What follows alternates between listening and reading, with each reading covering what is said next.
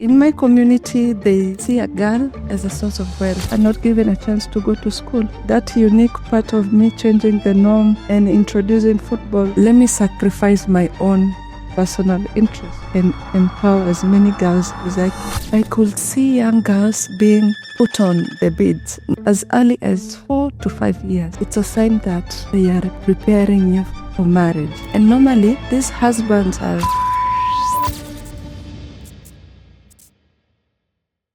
Rael, if you could please come on up on the stage with me now and join me here. And everybody, please give her really a nice round of applause. It's so nice. Thank you. And for people who maybe don't know who you are, Yes. Rael Lomoti, you actually got some, viral recognition a few years ago, and that's kind of how a number of people around the world actually got to learn who you are. It's a story that is told in the biography about you as well. But, could you please just explain a little bit about, how it is that you even came to become known in the first place? Okay, I became known because of what I am doing in my community. We are using the power of sports to change the tradition. And tradition is something that you can't easily change. People have been practicing for so many years, for so many decades. So I'm here now bringing something new and changing how people view things. Like what I really wanted to change in my community is the way they see girls. Because in my community, they see a girl as a source of wealth, which is, I know it's totally different from here. Sort of like a type of property is how you described it. Yes. So when a girl gets a sweeter or someone who likes her in my community as early as 13 years old, as early as 12 years old, the girl is given away for marriage. And this is something that I really wanted to change. It has been practiced for so many decades. And another thing that made me come up with Desert Roses, it's the fun part. Girls are not supposed to have fun in any way. So it was about education, because at the end of the day, these girls are not given a chance to go to school. And there is so many things that come up with them being married at early stages. So I think that unique part of me changing the norm and introducing football to a community that normally perceived that football is meant only for boys, education is only meant for boys. That's how Desert Roses came up to be. You're 28, 29 years old now? No, I'm 31. Oh, excuse me. I'm sorry. I'm old. So, but you're 31 now, yes. And, you've been playing... I'm turning to that one. And you've been playing football for, quite some time, but it wasn't until a photo of you went viral online, and it was a photo that has you... Well, maybe it's better if you describe the photo. Okay, I did that photo, I think, 6 years ago. And I was dressed in my traditional attire. It's not here, but this is the attire that... Let me just take a look. Let me show you the photo. This is the photo that went viral. And as you can see, this is a traditional attire meant for young girls in my community. And these are the beads. So the whole idea of me being dressed like this with a football is to show our girls that they can also play football, regarding their background, regarding the bondage that they are in. They can still play football. They can still explore the world and adapt what is happening in the modern world. So I was trying to blend the two, the tradition and the modern world. And you come from this region of Kenya, which is in the northwest of the country. It borders with South Sudan. Yes. And the way that it's talked about in the book is an area where the people are very nomadic. Yes. Traveling around, bringing herds of goats or sheep to basically wherever the land is fertile, or wherever there's water.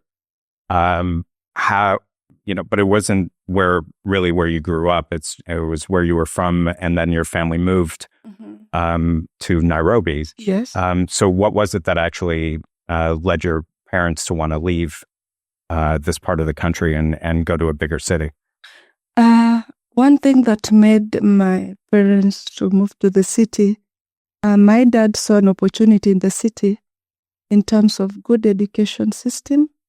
Life in the city was totally different from what is in the north.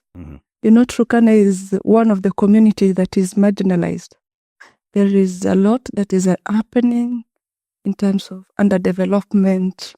The movement, when people move from one place to another, it's not easy for the place to develop. So there was not a good system back home. And he saw an opportunity in Nairobi. Some things led him to be in Nairobi. Everything is in the book. So he saw it important to us to be in the city than to be in Turkana, where we can easily get good education, which we did.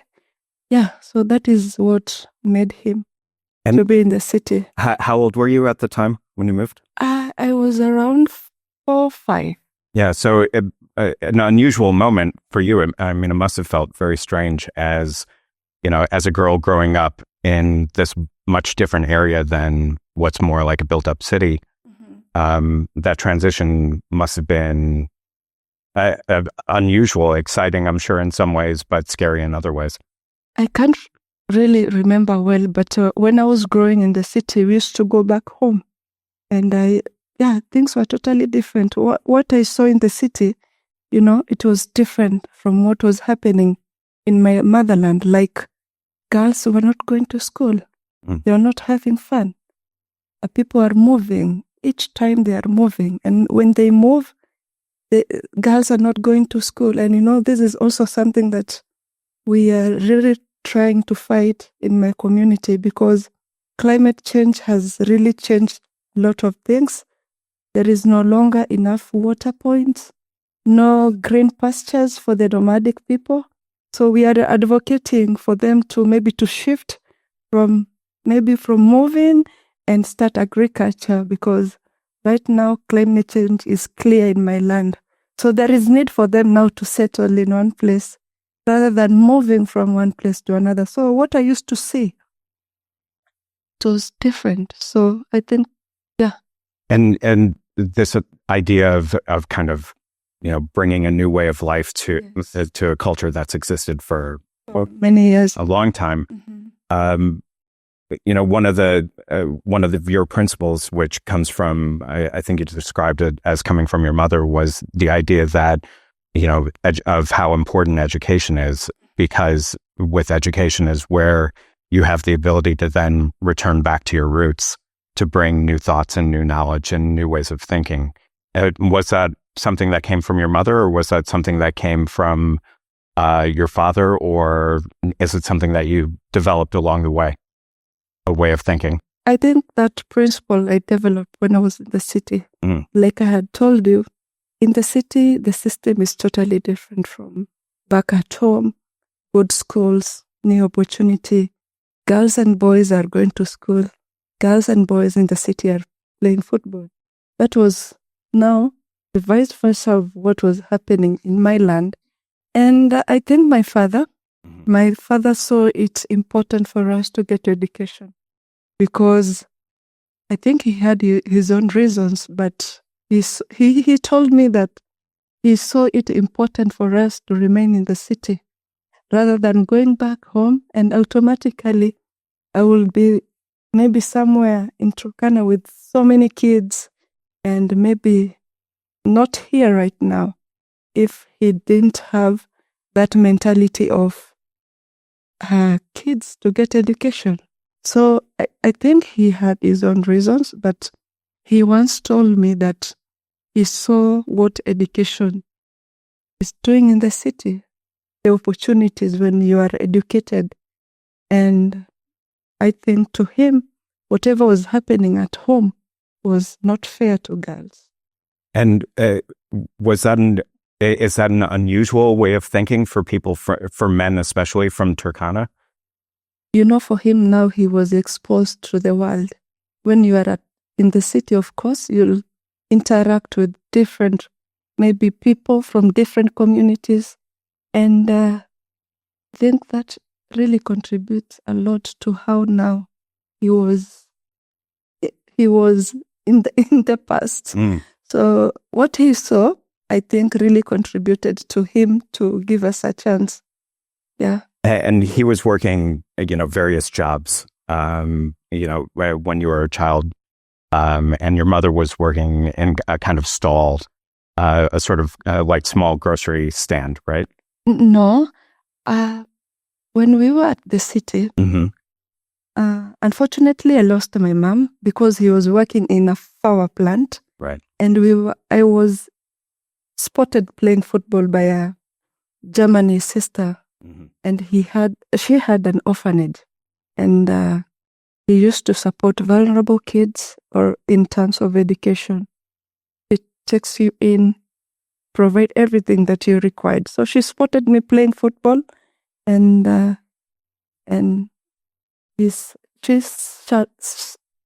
she went ahead and searched my background, and she realized that I had lost my mom. So she took us in. So that is another aspect that contributed to my education. And my dad now worked in that orphanage as a gateman. So he was there for us while working, and we were in that orphanage. And that orphanage really contributed to my growth in football and, of course, in education. It was when your mother had passed away, like you said, she had been working in a flower plantation. Yeah. You attribute her death as a young woman, yes, to the pesticides that she was working around at that time, and the sort of lack of worker safety, and that led to her health problems. What was when she passed away? There must have been an uncertainty, because at that moment you were in a school, you were playing football already. But did your father have any idea what to do next, or what was going to go next for you guys? Okay. What my father said, because also it's written here, he decided to stay in the city. And of course, because of the opportunities that were in the city. And he was determined to take us through life and struggle in whichever way, but to make sure that we get education. And he didn't have an alternative of going back to Turkana.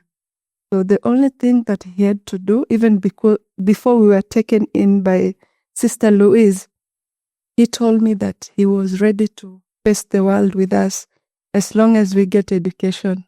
That's what my father said. Yes. How many siblings do you have? My siblings, we are 3. I'm the firstborn. Yeah. So 2 girls and 2 boys. I mean, that's a lot of responsibility to put on the shoulders, on his shoulders.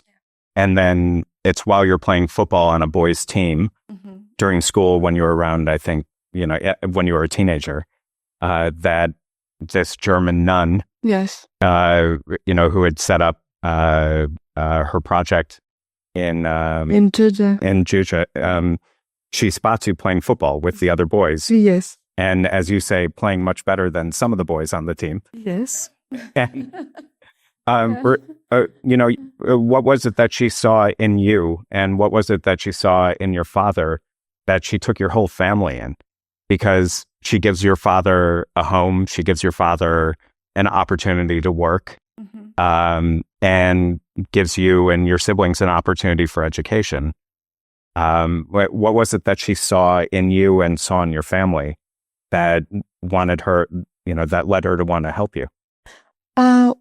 One thing with the Dominican sisters, they were helping the vulnerable families around Juja, which is in our capital city, Nairobi. And I think she saw a girl just playing football, and to her, she knew the importance of maybe girls playing football, and I was alone. I think it was luck, something, and her taking me in. I think it was written somewhere.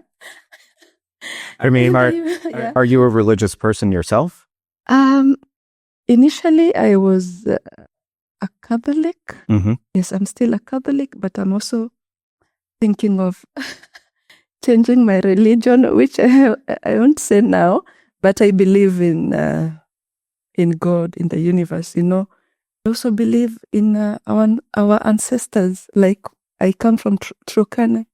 We believe in our ancestors who believed in the good and evil. So, yeah. I mean, it just seems like such an interesting moment of fate that she happens to see you playing football, happens to have this encounter with you, and happens to have a place to bring you all and kind of offer support. I think the universe normally has a way to normally work itself, and to me it was luck, because automatically everything changed. I think if it wasn't for Sister Louise, who you dedicate the book to with your mother, I think my father, because of the hard economic life, maybe in the city, everything you need money for you to survive in the city, not like maybe somewhere remote like in Turkana where you can just survive. So I think if maybe it got to a point where my dad was unable to provide, we could have ended up being in Turkana. But that's why I'm saying it's luck. Yeah. It's luck, and automatically everything changed.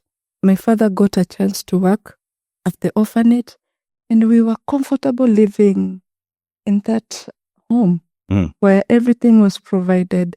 She kept on encouraging me to play football and pursue my education, because she understood very well where I came from, where girls were not given opportunity to get education. So she kept on telling me, Rael, if you want to take the two roads, work hard in both. Pursue your education so that when you go back to your motherland, you'll maybe advocate for the same thing. She kept on telling me, this is your chance, make good use of this chance, so that when you go home, you can tell girls there is life, a different life beyond getting married. You can tell your community that there is a different life beyond the world that you want to see. And if you give your girls chance of getting education, same as boys, automatically the community will change in one way. Yeah. And for you, you got to be so good at football that you were playing in Kenya's Women's Premier League. Yes. A defensive midfielder. Yes. Right. You describe it as being a sort of like an engine for the team. Yes. Because it might not be the flashiest position in the world. It's not necessarily the position that gets the most attention. And you prove to be an impressive, part of that team, to the point where you start getting actual, professional offers to play abroad. Yes. What was the temptation for you to actually, first to get the opportunity to possibly play in South Africa's league, but then to turn it down? When I was living at Sister Louise, during holidays in Kenya, we have 3 holidays in a year. That is April, August, and December. So she could ask you, do you want to go and visit your relatives? And of course, I said yes. So when I used to go back home to Turkana, and when I visited my relatives who live in remote areas where people are now wearing the real skin, not goat skin. Yeah, goat skin.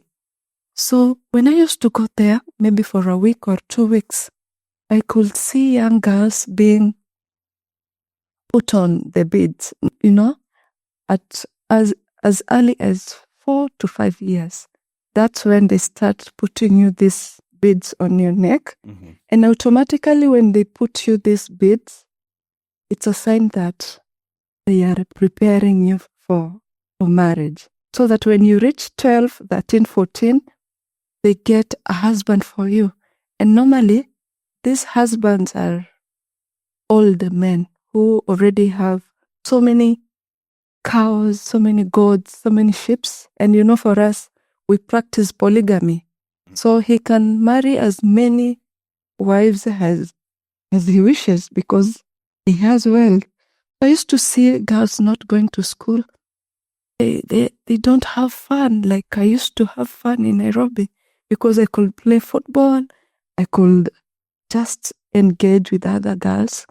And back at home, girls are supposed to maybe take care of house chores, just be around home, working, go get firewood, go take animals to water points and drink water, then bring the animals back home. So it was different. And Sister Louise used to ask me, what is the experience at home? So I used to tell her, no girls are going to school. And she used to tell me, Rael, now when you get education, you will be in a position of changing the mindset of your people at home. So unfortunately, she passed away when I finished campus. And in my mind, I was between now. I really wanted to play football at a high level because most of my teammates, they had already joined so many teams here in Europe. It was at that moment that I really had to choose between going to play football, of course, get some money, or go back home and start from a scratch. She really wanted to help me because she told me, I know it's not an easy thing for you to go home and change the mindset. I know all the backlash and challenges that you will go through. But if I will live up to that point, I will help you. Maybe start something at home. But she passed away before I went officially back home. So I think the need that I saw in my community were too much than my own personal interest. Because my interest, I saw it as, I really wanted, but there is so many girls who I can change, who I can sacrifice my career over them. And I went to my club. I told them, you know what, I'm not going. I want to go home and start a football club. And it was like that. Was it an easy decision or was it a hard decision? It was a hard decision. Yeah. But I saw it as, let me sacrifice my own personal interest and just go home and empower as many girls as I can. We all love the feeling of holiday pay hitting our accounts in May, but before you blow the summer vacation money on flights and hotels, you need to know about a massive shakeup happening in the Dutch savings market. European neobank Bank is challenging the traditional banks with a promotional 2.51% annual interest rate for 6-month term deposits.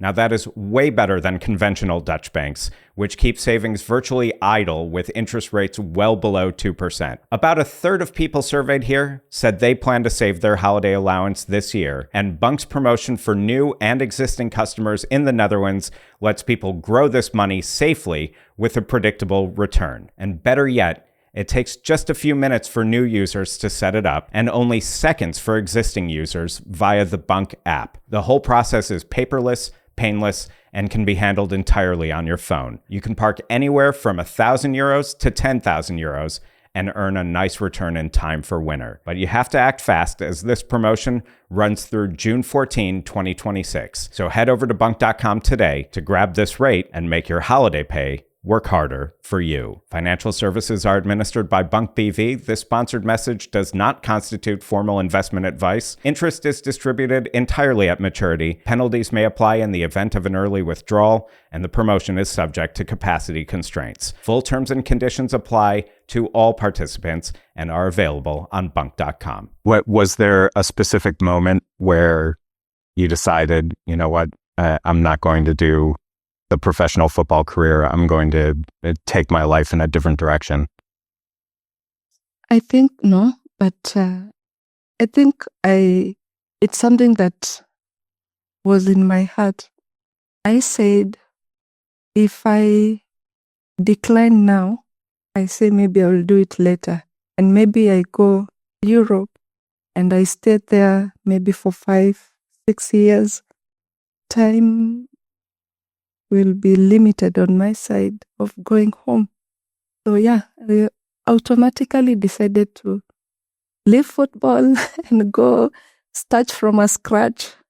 Yes, which was not easy. No, I mean, did you have conversations with your family about it? And my dad. And what was his reaction? He was ready to support me in whichever way. He told me, you go, because that is what, because Sister Louise used to call me and my dad. And my dad kept on telling me, you know, this is something that Sister Louise told you. When you get education, go back home and change your home. No one else will go home and change your community. Nobody's going to do it for you. Yeah. So he told me that you can go and give it a try. But he also told me you will encounter a lot of challenges, which I really encountered. And what you studied was social work? Is that right? No, it was just a football club. No, you're studying at university? Yes, I did social work and community development, which really helped me to handle so many issues. Yes. And so you go back to Turkana and you start basically the first ever all-girls football club. Yes. In the part of the country that you call home. Yes. What did people react strangely to you when you were trying to set this up, or did you have a lot of support from people, you know, living in that region when you decided to do it? It was really hard for me to start. I remember when I went home and I stayed there for some few months, and I just wanted to be mentally okay before I started. So it was not easy for me even to convince the girls to come to the football pitch. Marquee, we didn't have even football pitches. We had an open ground, and I'm here with a ball, calling girls, moving from one hut to another, maybe telling them to come. Sometimes even the parents chase me away. It was not easy. If I have maybe an engagement with the parents, because for me, football was an entry point now to the community, where we can maybe call girls, we play football, and then we sit down and discuss so many things. It didn't turn out the first day. Nobody turned out. How long did it take before somebody showed up? It took some time, because now I had to have a civic engagement where now we plan for a conversation or a gathering for parents. And I told them my story. I told them to please allow their girls come and have fun. And then we discuss how they can maybe go to school. And they refused.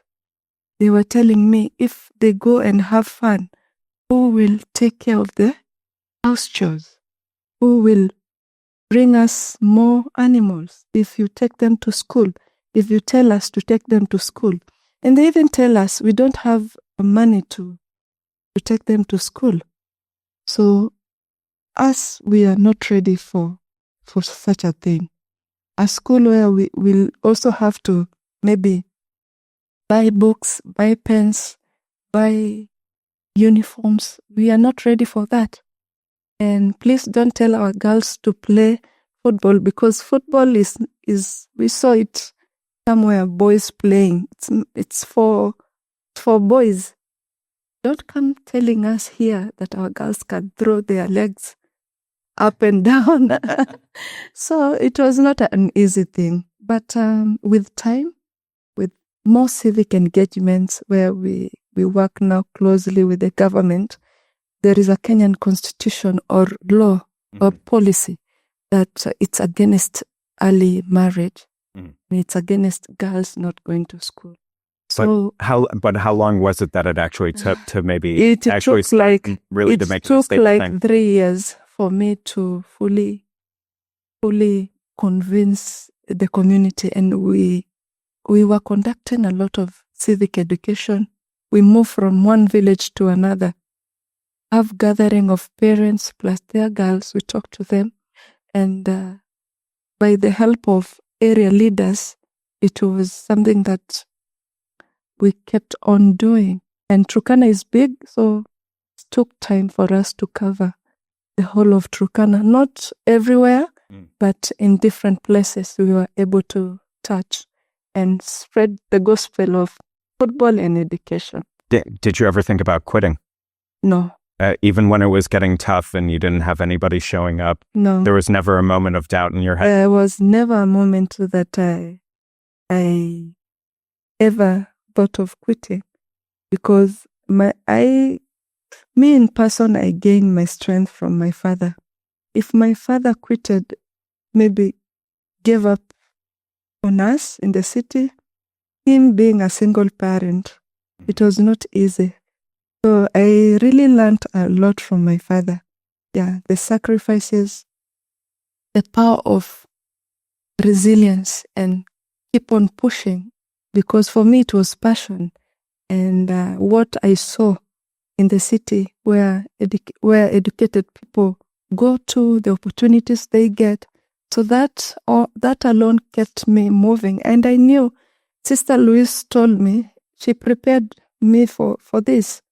She told me, I know when you'll go home, things will be tough for you.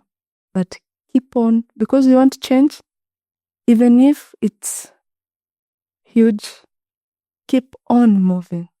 Yes. And now it's 6 years later. Yes. And you've had literally hundreds of girls come through and work with you and work with your club. What's the total number now? We have 18 clubs all over Turkana. And how many girls have you actually helped with football? With football, we have an initiative that says, let the girl play initiative.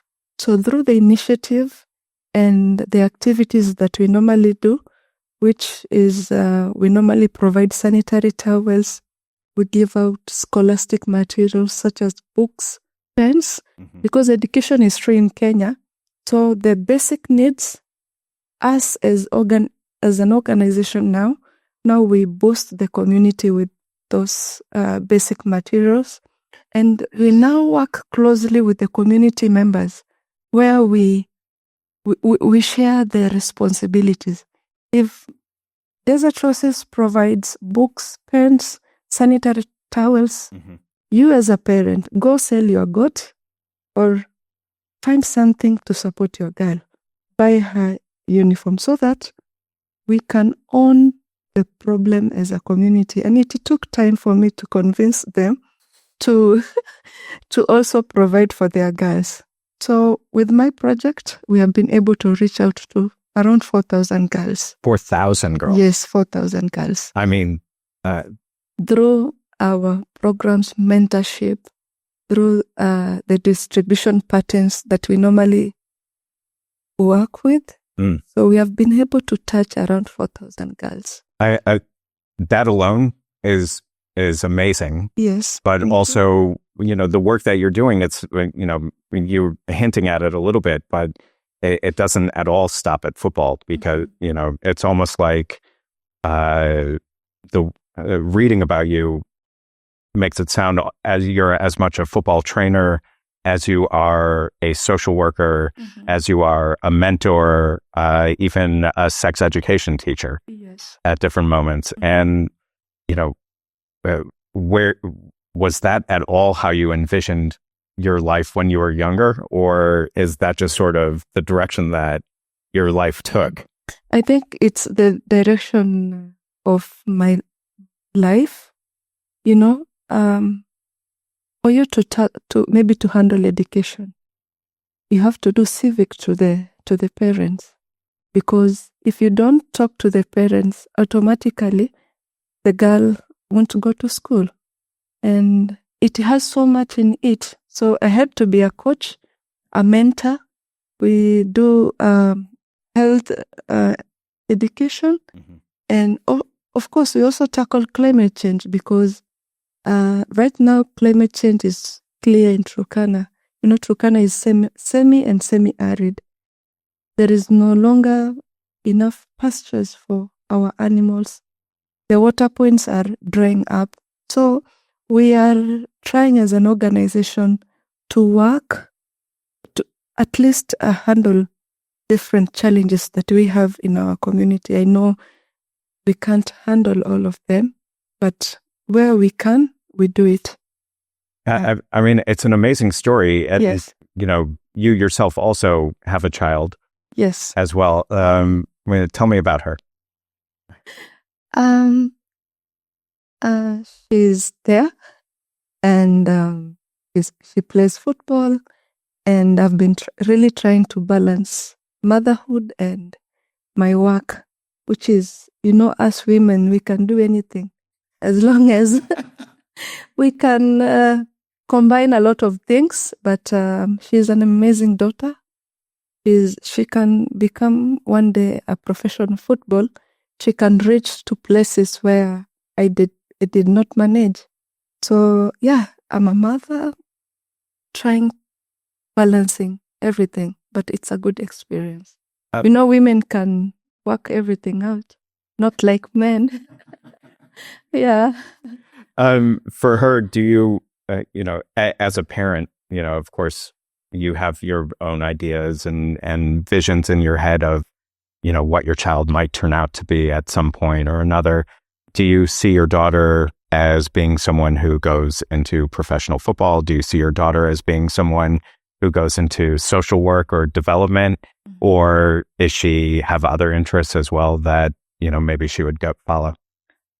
For me, I can not decide what she wants, but I will set a ground where she can choose.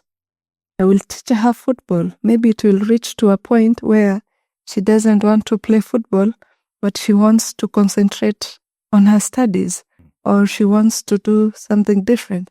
So I'll give her a safe space where she can decide the kind of life that she wants. But she loves playing football. So I normally tell her, you work hard in your studies, and if you want to play football, I'll give you a good environment where I can also teach you how to balance everything. So now it's upon her. Me as a parent, if I tell my daughter now, I will make everything clear, or I will provide you a safe space where you can decide. And then the child, I think, automatically he will be comfortable knowing that she or he has the support of a mother or of a father. So I think that's the way out. Giving your child a good environment where she can choose whatever she or he wants in life. You've been in the Netherlands for a couple of weeks now. And 10 days, I think 10 or 11 days. And then you're here for just a little bit more. Yeah. Is your daughter with you on the trip? No, she's back at home. And have you been chatting with her while you've been here? Yeah, I've been telling her my experience over here. First time for me, I normally see snow on the TV, but on Sunday we were at Hera United. Hera United, a very nice team. So I told her about the snow. And another thing I told her, that in Netherlands, they don't have, we call them matatu. Matatu are buses. You know, in Kenya, for transport, we normally use buses from one city to another. Now I told her, here in Netherlands, things are totally different. We are using trains. And not the ones back at home, but modern trains with the electricity. So yeah, it's a nice experience, a beautiful country. But the cold thing. The cold's not for you. No. It's really cold, you know, at my place, Turkana, it's very hot and sunny. We can go even for a year without rain. Now you can imagine the temperature there. Yeah. So my first experience with the cold was not that good, but I'm trying to adjust to everything. You know, the Turkana people are very resilient. They can survive anywhere in this world. Yes. And you're here in Amsterdam, but you know, where we have Hera United, and also Ajax has a women's football team as well. Yes. The country has a well-developed women's football league and a very well-known national team. Yes. While you've been here, is there any part of you that's sort of had a little bit of an itch to get back into playing football a little bit and playing at that high level again? You know, my age now can't allow me to play professional football, but my experience on Sunday with when I was at the stadium watching the two football teams playing, it was really inspiring, because it's not easy to convince girls to play football. And one thing with Hera United, the unique thing is that it's a women-led football club, and it's so amazing, you know. In some other countries, you find men leading women football clubs, but it's totally different here to this team. So I think football is taking a different route now all over the world because of maybe women who were in football and now they want to take football to the highest level. Yes. While you've been here, is there anything you've seen specifically that made you a bit surprised, or anything here that you think maybe we take a little bit too much for granted? I think when I look back at home and here, people should be grateful, because there is so much here that we don't have over there. And even us, we are really working hard to be where you people are. And it's through whatever we are doing back at home, changing the mentality, doing development in different sectors or in different ways. So the good thing that I saw here with the girls, what we don't have, they have a good structure, a nice football pitch, you know. With such an environment, it's easy for you to grow talent, which is a bit hard on our side, where we don't have even a stadium, where we don't have a nice pitch. So like our girls, they play in an open field where the sun is very hot. I know you can't play over there. The sun is very hot. So people should be grateful always.